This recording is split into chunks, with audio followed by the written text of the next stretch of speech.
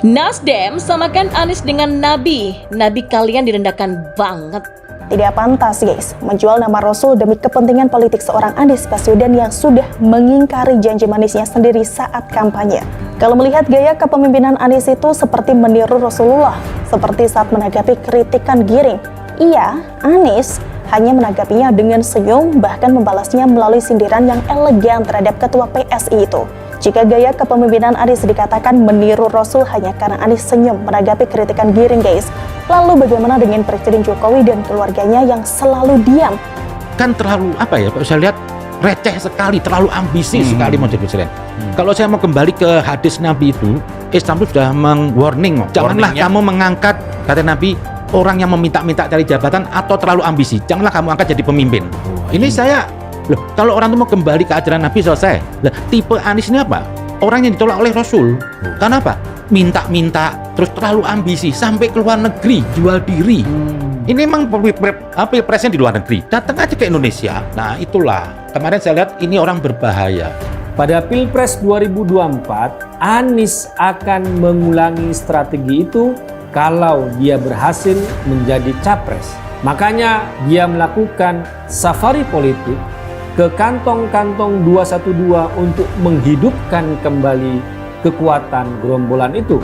Gerakan 212 adalah akumulasi dari gerakan kebencian, baik yang berlatar belakang politik karena motif sakit hati, tersingkir dari kekuasaan, hingga radikalisme keagamaan. Ya, orang Nasdem samakan Anies Baswedan dengan Nabi. Kita melihat bagaimana nafsu membuat partai Nasdem yang dulunya hebat malah menjadi kadal gurun. Saya kira Nasdem adalah partai yang dulunya keren dan sangat anti dengan intoleransi yang dimunculkan oleh Anies Baswedan dan kawan-kawannya. Tapi kok sekarang ya Nasdem ini mulai aneh dan masuk angin ya. Masuk angin ini bukan angin biasa tapi angin gurun, membuat otak mereka menjadi bodoh dan tak bisa memisahkan dan mendistribusikan otak mereka tentang pandangan agama ataupun politik. Ya, politik dijadikan alat untuk merusak tatanan kebangsaan. Agama juga dijadikan sebuah alat untuk menghancurkan otak. Beberapa waktu yang lalu Anies Baswedan menggunakan private jet untuk keliling Indonesia dan jualan diri. Ternyata pesawat itu adalah milik orang dekat dari Nasdem yang punya sebuah koneksi dengan pebisnis besar yang kelas kakap. Anies Baswedan menggunakan private jet dan dilayani seperti sultan.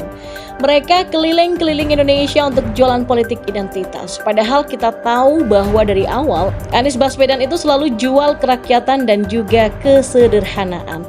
Tapi memang dia nggak bisa menutupi dirinya sendiri yang maunya dilayani. Biasanya orang keturunan Arab itu punya mentalitas yang hanya ingin dilayani tapi nggak mau melayani. Lihat saja si Rizik dan Bahar.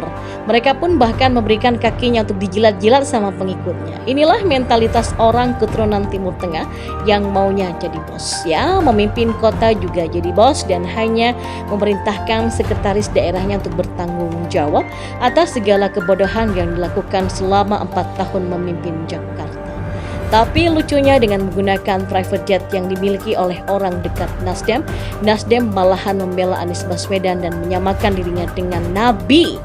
Katanya orang Nasdem habis saja dapat transportasi terbaik, kenapa Anies enggak? Buat saya ini adalah sebuah penghinaan terhadap agamanya Anies Baswedan sih. Setahu saya Nabi adalah orang yang dihormati oleh kaum beragama, sedangkan Anies Baswedan itu orang yang terhina dari antara yang hina. Lalu kenapa berani-beraninya orang Nasdem menyamakan antara Anies Baswedan dan Nabi? Tapi saya yakin ini adalah strategi politik identitas yang ingin menggunakan agama untuk menghancurkan tatanan kesatuan kebangsaan dan bernegara. Intoleransi, radikalisme, dan bibit terorisme ada di dalam pendukung Anies Baswedan dan ini adalah kebahayaan besar bagi Indonesia jika agama dan politik dicampur aduk dan dijadikan alat pemecah belah bangsa demi memenuhi syarat politik seseorang. Menyamakan antara orang yang ada menjadi calon pemimpin sebagai nabi adalah hal yang sangat bertentangan dengan agama itu sendiri. Karena esensi dari agama adalah sebuah kepercayaan kepada Tuhan yang Maha Esa lewat perantaraan manusia yang dianggap sebagai orang yang suci oleh mereka. Sedangkan kalau Anies Baswedan adalah orang yang merupakan manusia biasa yang hidup di era setelah kitab suci selesai ditulis. Kalau saya sih bodoh amat gitu ya dengan menyamakan Anies Baswedan dengan Nabi, toh itu juga agamanya mereka. Tapi Teman saya banyak yang tersinggung kalau ada orang yang menyamakan Nabi yang ia hormati dengan sosok yang justru dikenal dengan manusia yang tidak becus menata kota. Teman-teman saya banyak yang merasa terhina dan kecewa dan marah. Nabi itu punya hidup yang suci dan hidup yang meninggikan akhlak. Nabi yang teman saya kenal adalah Nabi yang bersahabat dengan umat yang berbeda agamanya dan kepercayaannya. Nasdem dan Anies Baswedan adalah sosok yang memanfaatkan kebencian dan intoleransi untuk membangun narasi politik identitas, dan demi syahwat politiknya, dia rela untuk merusak agamanya sendiri. Anies naik jet private ya, dibandingkan sama Nabi yang dapat transportasi terbaik. Sekarang, apa yang Anies lakukan diamplifikasi oleh Partai Nasdem, betul-betul menggelikan. Umat mayoritas diam saja nih. Nabimu direndahkan loh ya. Kalau diam aja ya nggak apa-apa sih. Kan kalian punya nabi, bukan saya.